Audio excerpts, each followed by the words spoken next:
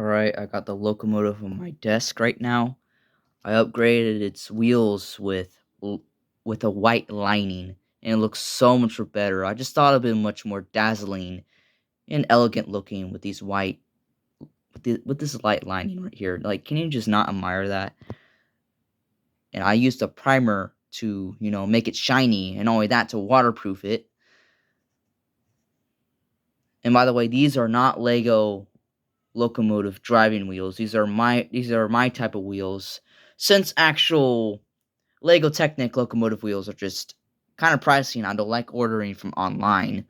This is just something I just mishmashed. And also, speaking of mishmashing, I got this attached to a bachmann controller, and it works pretty well with it. The more we increase it,